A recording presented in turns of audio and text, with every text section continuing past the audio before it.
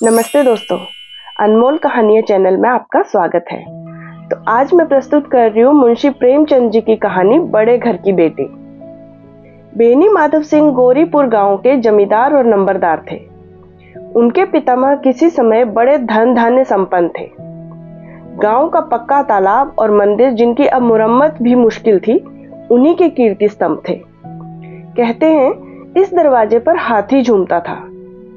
अब उसकी जगह एक बूढ़ी भैंस थी, जिसके शरीर में अस्थि पंजर के सिवा और कुछ शेष न रह गया था, पर दूध शायद बहुत देती थी, क्योंकि एक ना एक आदमी हांडी लिए उसके सर पे सवार ही रहता था।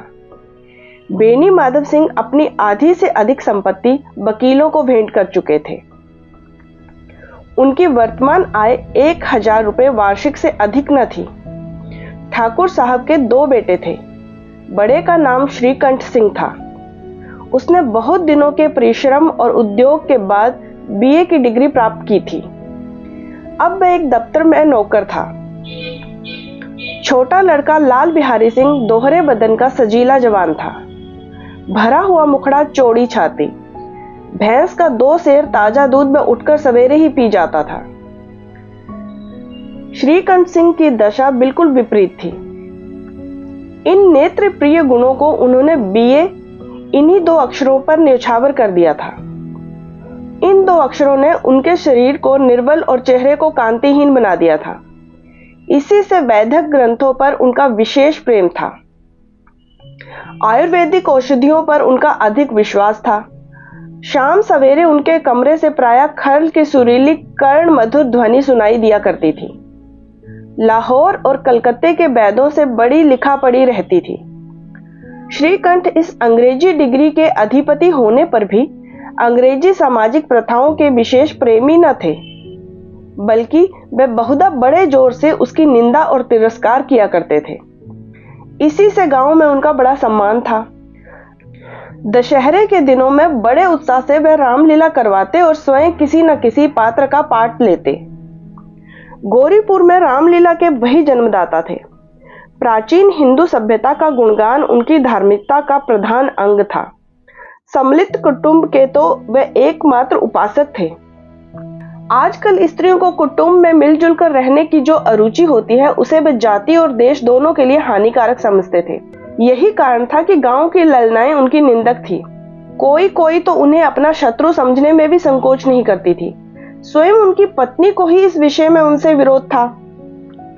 यह इसलिए नहीं कि उसे अपने सास ससुर, देवर या जेठ आदि से घृणा थी, बल्कि उसका विचार यह था कि यदि कुछ सहने और तरह देने पर भी परिवार के साथ निर्वाह न हो सके, तो आए दिन की कला से जीवन को नष्ट करने की अपेक्षा यही उत्तम है कि अपनी खिचड़ी अलग पकाई जाए।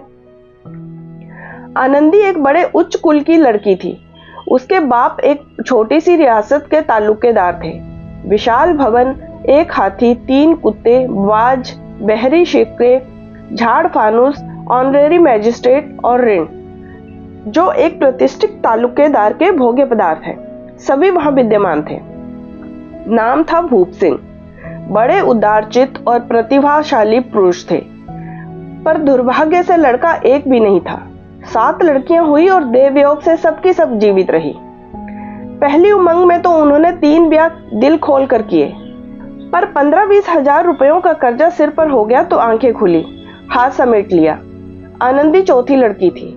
वह अपनी सब बहनों से अधिक रूपवती और गुणवती थी। इससे ठाकुर भूप सिंह उसे बहुत प्यार करते थे। सुंदर संतान को कदाचित उसके माता पिता भी अधिक ही चाहते हैं। ठाकुर साहब बड़े धर्म संकट में थे कि इसका विवाह कहां करें।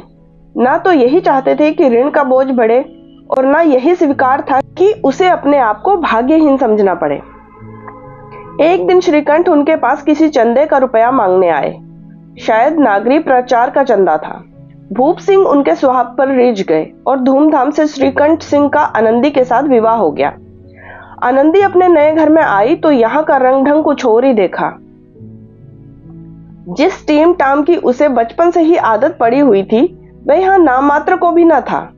हाथी घोड़ों का तो कहना ही क्या, कोई सजी हुई सुंदर बहली तक न थी। रेशमी स्लीपर साथ लाई थी, पर यहाँ बाग कहाँ। मकान में खिड़कियां तक न थी, न जमीन पर फर्श, न दीवार पर तस्वीरें। ये एक सीधा साधा देहाती गृहस्थी का मकान था, किंतु आनंदी ने थोड़े ही दिनों में अपने को इस नई अवस्था के ऐसा अनुकूल बना लिया मानो उसने विलास के सामान कभी देखे ही ना थे। एक दिन दोपहर के समय लाल बिहारी सिंह 2 चिड़िया लेकर आया और भावत से बोला, जल्दी से पका दो, मुझे भूख लगी है। आनंदी भोजन बनाकर उसकी राह देख रही थी। अब वह नया व्यंजन बनाने बैठी। हांडी में देखा तो घी पाव भर से अधिक न था। बड़े घर की बेटी, किफायत क्या जाने। उसने सब घी मांस में डाल दिया। लाल बिहारी खाने बैठा तो दाल में घी न था। बोला, दाल में घी क्यों नहीं छोड़ा? आनंदी ने कहा, घी सब मांस में पड़ गया। लाल बिहारी जोर से बोला, अभी परसों घी आया है, इतना जल्दी उठ गया? आनंदी ने उत्तर दिया, आज तो कुल पाव भर रहा होगा, वह सब मैंने मांस में डाल दिया। जिस तरह सूखी लकड़ी जल्दी से जल उठती है, उसी तरह क्षुधा में बावला मनुष्य जरा जरा सी बात पर तिनक जाता है। लाल बिहारी को भावज की यह ढिठाई बहुत बुरी मालूम हुई। तिनक कर बोला, मैके में तो चाहे घी की नदियां बहती हों। स्त्री गालियां सह लेती है, मार भी सह लेती है, और मैके की निंदा उससे नहीं सही जाती। आनंदी मुंह फेर कर बोली, हाथी मरा भी तो 9 लाख का, वहां इतना घी नित्य नाई कहार खा जाते हैं।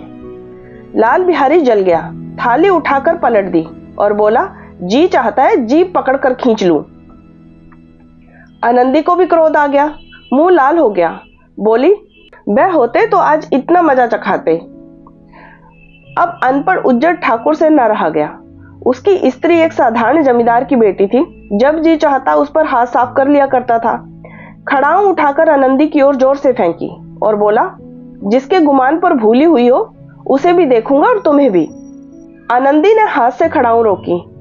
सिर बच गया, पर उंगली में बड़ी चोट आई। क्रोध के मारे हवा में हिलते पत्ते की तरह कांपती हुई अपने कमरे में आ खड़ी हुई। स्त्री का बल और साहस, मान और मर्यादा पति तक है। उसे अपने पति के ही बल और पुरुषत्व का घमंड होता है। आनंदी खून का घूंट पीकर रह गई। श्रीकंठ शनिवार को घर आया करते थे। बृहस्पति को यह घटना हुई। 2 दिन तक आनंदी कोप भवन में रही, न कुछ खाया न पिया, उसकी बाट देखती रही। अंत में शनिवार को वह नियमानुकूल संध्या समय पर घर आए और बाहर बैठकर कुछ इधर उधर की बातें, कुछ देश काल संबंधी समाचार तथा कुछ नए मुद्दों आदि की चर्चा करने लगे। यह वार्तालाप 10 बजे रात तक होता रहा। गांव के भद्र पुरुषों को इन सब बातों में आनंद मिलता था कि खाने पीने की भी सुधि न रहती। श्रीकंठ को पिंड छुड़ाना मुश्किल हो जाता था। ये 2-3 घंटे आनंदी ने बड़े कष्ट में काटे। किसी तरह भोजन का समय आया, पंचायत उठी, एकांत हुआ तो बिहारी लाल ने कहा, भैया आप जरा भाभी को समझा दीजिएगा कि मुंह संभाल कर बातचीत किया करें, नहीं तो एक दिन अनर्थ हो जाएगा। बेनी माधव सिंह ने बेटे की ओर साक्षी दी, हाँ, बहू बेटियों का यह स्वभाव अच्छा नहीं कि मर्दों के मुंह लगे। लाल बिहारी, वह बड़े घर की बेटी है तो हम भी कोई कुर्मी कहार नहीं है। श्रीकंठ ने चिंतित स्वर में पूछा, आखिर बात क्या हुई? लाल बिहारी ने कहा, कुछ भी नहीं, यूं ही आप उलझ पड़ी। मैके के सामने हम लोगों को तो कुछ समझती ही नहीं। श्रीकंठ खा पीकर आनंदी के पास गए। वह भरी बैठी थी। ये हजरत भी कुछ तीखे थे। आनंदी ने पूछा, चित्त तो प्रसन्न है? श्रीकंठ बोले, बहुत प्रसन्न है, पर तुमने आजकल घर में क्या उपद्रव मचा रखा है? आनंदी की त्योरियों पर बल पड़ गए। झुंझलाहट के मारे बदन में ज्वाला सी दहक उठी। बोली, जिसने तुमसे ये आग लगाई है उसे पाऊं तो मुंह झुलस दूं। श्रीकंठ, इतनी गर्म क्यों होती हो, बात तो कहो। आनंदी, क्या कहूं, ये मेरे भाग्य का फेर है, नहीं तो गवार छोकरा जिसको चपड़ासगिरी करने की भी शऊर नहीं है, मुझे खड़ाओं से मारकर यूं नहीं अकड़ता। श्रीकंठ, सब हाल साफ साफ कहो तो मालूम हो, मुझे तो कुछ पता ही नहीं। आनंदी, परसों तुम्हारे लाडले भाई ने मुझसे मांस पकाने को कहा। घी हांडी में पाव भर से अधिक ना था, वह सब मैंने मांस में डाल दिया। जब खाने बैठा तो कहने लगा, दाल में घी क्यों नहीं है? बस इसी पर मेरे मैके को बुरा भला कहने लगा। मुझसे न रहा गया। मैंने कहा कि वहां इतना घी तो नाई कहार खा जाते हैं और किसी को जान भी नहीं पड़ता। बस इतनी सी बात पर उसने मेरे ऊपर खड़ाऊ फेंक कर मारी। यदि हाथ से न रोकी होती तो सर फट जाता। उसी से पूछो, मैंने जो कुछ कहा वह सच है या झूठ? श्रीकंठ की आंखें लाल हो गई। बोले, यहां तक हो गया इस छोकरे का ये साहस। आनंदी स्त्रियों के स्वभावानुसार रोने लगी, क्योंकि आंसू उनकी पलकों पर रहते हैं। श्रीकंठ बड़े धैर्यवान और शांति पुरुष थे। उन्हें कदाचित ही कभी क्रोध आता था। स्त्रियों के आंसू पुरुषों की क्रोधाग्नि भड़काने में तेल का काम करते हैं। रात भर करवटें बदलते रहे। उद्विग्नता के कारण पलक तक नहीं झपकी। प्रातःकाल अपने बाप के पास जाकर बोले, दादा, अब इस घर में मेरा निवाह न होगा। इस तरह की विद्रोहपूर्ण बातें कहने पर श्रीकंठ ने कितनी ही बार अपने कई मित्रों को आड़े हाथों लिया था, परंतु दुर्भाग्य, आज उन्हें स्वयं वे ही बातें मुंह से करनी पड़ रही हैं। दूसरों को उपदेश देना भी कितना सहज है। बेनी माधव सिंह घबरा उठे और बोले, क्यों? श्रीकंठ, इसलिए कि मुझे भी अपनी मान प्रतिष्ठा का कुछ विचार है। आपके घर में अब अन्याय और हठ का प्रकोप हो रहा है। जिनको बड़ों का आदर सम्मान करना चाहिए, वे उनके सिर चढ़ते हैं। मैं दूसरे का नौकर ठहरा घर पर रहता नहीं। यहाँ मेरे पीछे स्त्रियों पर खड़ाऊं और जूतों की बुछारें होती हैं। कड़ी बात तक चिंता नहीं, कोई एक की दो कह ले, वहां तक मैं सह सकता हूं, किंतु ये कदापि नहीं हो सकता कि मेरे ऊपर लात घूंसे पड़े और मैं दम न मारूं। बेनी माधव सिंह कुछ जवाब न दे सके। श्रीकंठ सदैव उनका आदर करते थे। उनके ऐसे तेवर देखकर बूढ़ा ठाकुर अवाक रह गया। केवल इतना ही बोला, बेटा, तुम बुद्धिमान होकर ऐसी बातें करते हो। स्त्रियां इस तरह घर का नाश कर देती हैं। उनको बहुत सिर चढ़ाना अच्छा नहीं। श्रीकंठ, इतना मैं जानता हूं, आपके आशीर्वाद से ऐसा मूर्ख नहीं हूं। आप स्वयं जानते हैं कि मेरे ही समझाने बुझाने से इसी गांव में कई घर संभल गए, पर जिस स्त्री की मान प्रतिष्ठा का ईश्वर के दरबार में उत्तरदाता हूं, उसके प्रति ऐसा घोर अन्याय और पशुवत व्यवहार मुझे असहनीय है। आप सच मानिए, मेरे लिए यही कुछ कम नहीं है कि लाल बिहारी को कुछ दंड नहीं होता। अब बेनी माधव सिंह भी गरमाए, ऐसी बातें और न सुन सके। बोले, लाल बिहारी तुम्हारा भाई है, उससे जब कभी भूल चूक हो उसके कान पकड़ो। लेकिन श्रीकंठ, लाल बिहारी को अब मैं अपना भाई नहीं समझता। बेनी माधव सिंह, स्त्री के पीछे? श्रीकंठ, जी नहीं, उसकी क्रूरता और अविवेक के कारण। दोनों कुछ देर चुप रहे। ठाकुर साहब लड़के का क्रोध शांत करना चाहते थे, लेकिन ये स्वीकार नहीं करना चाहते थे कि लाल बिहारी ने कोई अनुचित काम किया है। इसी बीच गांव के कई सज्जन हुक्का चिलम के बहाने वहां आ बैठे। कई स्त्रियों ने जब ये सुना कि श्रीकंठ पत्नी के पीछे पिता से लड़ने को तैयार है, तो उन्हें बड़ा हर्ष हुआ। दोनों पक्षों की मधुर वाणियां सुनने के लिए उनकी आत्माएं तिल मिलाने लगी। गांव में कुछ ऐसे कुटिल मनुष्य भी थे जो इस कुल की नीतिपूर्ण गति पर मन ही मन जलते थे। वे कहा करते थे, श्रीकंठ अपने बाप से दबता है, इसलिए वह दब्बू है। उसने विद्या पढ़ी, इसीलिए वह किताबों का कीड़ा है। बेनी माधव सिंह उसकी सलाह के बिना कोई काम नहीं करते, यह उनकी मूर्खता है। इन महानुभावों की शुभकामनाएं आज पूरी होती दिखाई दी। कोई हुक्का पीने के बहाने और कोई लगान की रसीद दिखाने के बहाने आके बैठ गया। बेनी माधव सिंह पुराने आदमी थे, इन भावों को ताड़ गए। उन्होंने निश्चय किया, चाहे कुछ ही क्यों ना हो जाए, इन द्रोहियों को ताली बजाने का अवसर न दूंगा। तुरंत कोमल शब्दों में बोले, बेटा, मैं तुमसे बाहर नहीं हूं, तुम्हारा जो जी चाहे करो। अब तो लड़के से अपराध हो गया। इलाहाबाद का अनुभव रहित झल्लाया हुआ ग्रेजुएट इस बात को ना समझ सका। उसे डिबेटिंग क्लब में अपनी आवाज पर अड़ने की आदत थी। इन हथकंडों की उसे क्या खबर। बाप ने जिस मतलब से बात पलटी थी, वह उसको समझ ना पाया। बोला, लाल बिहारी के साथ अब इस घर में नहीं रह सकता। बेनी माधव, बेटा, बुद्धिमान लोग मूर्खों की बात पर ध्यान नहीं देते। वह बेसमझ लड़का है, उससे जो कुछ भूल हुई है उसे तुम बड़े होकर क्षमा कर दो। श्रीकंठ, उसकी इस दुष्टता को मैं कदापि नहीं सह सकता। या तो वही इस घर में रहेगा या मैं। आपको यदि वह अधिक प्यारा है तो मुझे विदा कीजिए, मैं अपना भार अपने आप संभाल लूंगा। यदि मुझे रखना चाहते हैं तो उससे कहिए यहां से चला जाए, बस यही मेरा अंतिम निश्चय है। लाल बिहारी सिंह दरवाजे की चौखट पर चुपचाप खड़ा भाई की बातें सुन रहा था। वह उनका बहुत आदर करता था। उसे कभी इतना साहस ना हुआ कि श्रीकंठ के सामने चारपाई पर बैठ जाए, हुक्का पी ले या पान ही खा ले। बाप का भी वह इतना मान ना करता था। श्रीकंठ का भी उस पर हार्दिक स्नेह था। अपने होश में उन्होंने कभी उसे घुड़का तक न था। जब वह इलाहाबाद से आते तो उसके लिए कोई न कोई वस्तु अवश्य लाते थे। मुकद्दर की जोड़ी उन्होंने ही बना के दी थी। पिछले साल जब उसने अपने से ड्योढ़े जवान को नाग पंचमी के दिन दंगल में पछाड़ दिया तो उन्होंने पुलकित होकर अखाड़े में ही जाकर उसे गले लगा लिया था। 5 रुपए के पैसे भी लुटाए थे। ऐसे भाई के मुंह से आज ऐसी हृदय विदारक बातें सुनकर लाल बिहारी को बड़ी ग्लानि हुई। वह फूट फूट कर रोने लगा। इसमें संदेह नहीं था कि अपने किए पर पछता रहा था।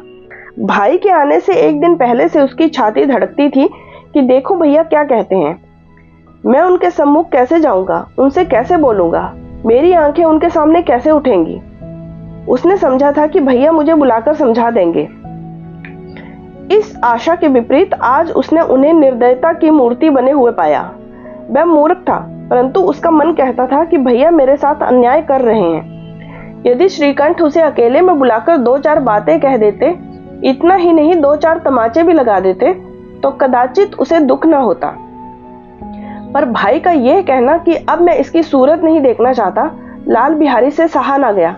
वह रोता हुआ घर आया, कोठरी में जाकर कपड़े पहने, आंखें पोंछी, जिसमें कोई ये न समझे कि रोता था। तब आनंदी के द्वार पर आकर बोला, भाभी, भैया ने निश्चय किया है कि वे मेरे साथ इस घर में नहीं रहेंगे। अब वे मेरा मुंह नहीं देखना चाहते, इसलिए मैं जाता हूँ। उन्हें फिर मुंह न दिखाऊंगा। मुझसे जो कुछ अपराध हुआ है उसे क्षमा करना। ये कहते कहते लाल बिहारी का गला भर आया। जिस समय लाल बिहारी सिंह सिर झुकाए आनंदी के द्वार पर खड़ा था, उसी समय श्रीकंठ भी आंखें लाल किए बाहर से आए। भाई को खड़ा देख तो घृणा से आंखें फेर ली और कतरा कर निकल गए, मानो उसकी परछाई से दूर भागते हों। आनंदी ने लाल बिहारी की शिकायत तो की थी, लेकिन अब मन ही मन पछता रही थी। वह स्वभाव से दयावती थी। उसे इसका तनिक भी ध्यान न था कि बात इतनी बढ़ जाएगी। वह मन में अपने पति पर झुंझला रही थी कि ये इतने गर्म क्यों होते हैं। उस पर यह भय भी लगा हुआ था कि कहीं मुझसे इलाहाबाद चलने को न कहें तो कैसे क्या करूंगी। इस बीच में जब उसने लाल बिहारी को दरवाजे पर खड़े ये सुनते पाया कि अब मैं जाता हूं, मुझसे जो कुछ अपराध हुआ है क्षमा करना, तो उसका रहा सहा क्रोध भी पानी हो गया। वह रोने लगी। मन का मैल धोने के लिए नयन जल से उपयुक्त और कोई वस्तु नहीं है। श्रीकंठ को देखकर आनंदी ने कहा, लाला बाहर खड़े रो रहे हैं। श्रीकंठ, तो मैं क्या करूं? आनंदी, भीतर बुला लो, मेरी जीभ में आग लगे, मैंने कहां से ये झगड़ा उठाया। श्रीकंठ, मैं नहीं बुलाऊंगा। आनंदी, पछताओगे, उन्हें बहुत ग्लानि हो गई है, ऐसा न हो कहीं चल दे। श्रीकंठ न उठे। इतने में लाल बिहारी ने फिर कहा, भाभी, भैया से मेरा प्रणाम कह दो, वे मेरा मुंह नहीं देखना चाहते, इसलिए मैं भी अपना मुंह उन्हें न दिखाऊंगा। लाल बिहारी इतना कहकर लौट पड़ा और शीघ्रता से दरवाजे की ओर बढ़ा। अंत में आनंदी कमरे से निकली और उसका हाथ पकड़ लिया। लाल बिहारी ने पीछे मुड़कर देखा और आंखों में आंसू भरे बोला, मुझे जाने दो। आनंदी, कहाँ जाते हो? लाल बिहारी, जहां कोई मेरा मुंह न देखे। आनंदी, मैं नहीं जाने दूंगी। लाल बिहारी, मैं तुम लोगों के साथ रहने योग्य नहीं हूं। आनंदी, तुम्हें मेरी सौगंध, अब एक कदम भी आगे बढ़ाया तो। लाल बिहारी, जब तक मुझे ये न मालूम हो जाए कि भैया का मन मेरी तरफ से साफ हो गया है, तब तक मैं इस घर में कदापि न रहूंगा। आनंदी, मैं ईश्वर को साक्षी देकर कहती हूँ कि तुम्हारी ओर से मेरे मन में तनिक भी मैल नहीं है। अब श्रीकंठ का हृदय भी पिघला। उन्होंने बाहर आकर लाल बिहारी को गले लगा लिया। दोनों भाई खूब फूट फूट कर रोए। लाल बिहारी ने सिसकते हुए कहा, भैया, अब कभी मत कहना कि तुम्हारा मुंह न देखूंगा। इसके सिवा आप जो दंड देंगे मैं सहर्ष स्वीकार करूंगा। श्रीकंठ ने कांपते हुए स्वर में कहा, लल्लू, इन बातों को बिल्कुल भूल जाओ। ईश्वर चाहेगा तो फिर ऐसा अवसर कभी नहीं आएगा। बेनी माधव सिंह बाहर से आ रहे थे। दोनों भाइयों को गले मिलते देखकर आनंद से पुलकित हो उठे। बोल उठे, बड़े घर की बेटियां ऐसी ही होती हैं, बिगड़ता हुआ काम बना लेती हैं। गांव में जिसने भी ये वृतांत सुना, उसी ने इन शब्दों से आनंदी की उदारता को सराहा। बड़े घर की बेटियां ऐसी ही होती हैं। तो दोस्तों, आशा करती हूं कि आपको ये कहानी अच्छी लगी होगी। तो कहानी को लाइक और शेयर जरूर से करिएगा और चैनल को सब्सक्राइब कर लीजिएगा। धन्यवाद।